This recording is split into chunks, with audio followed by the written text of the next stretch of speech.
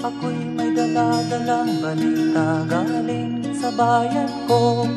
Nais kong ipamahagi ang mga kwento at mga pangyayaring nagaganap sa lupang pinangako. Ang lupang pinanggalingan ko'y may bahin ng dugo. May mga lorong di makalipad na sa hawlang ginto. May mga punong walang dahon, mga pusong di makakibo sa mga pangyayaring nagaganap sa lupang pinangako.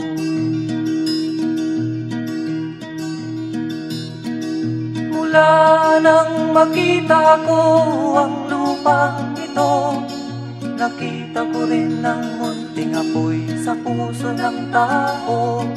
Ginatungan ng mga kabulukan hanggang sa lumago.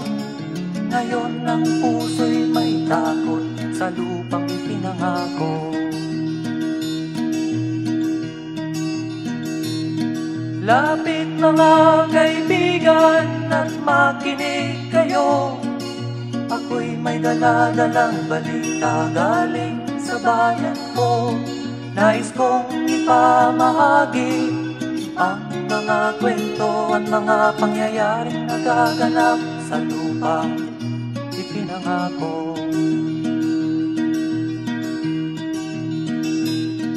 Dati-rati ang mga bukid ay kulay ginto. Dati-rati ang mga ibon singlaya ng tao.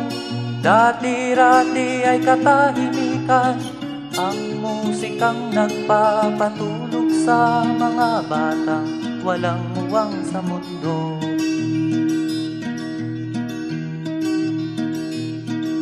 Ngayon ang lupang ipinangako ay nagsusumamo.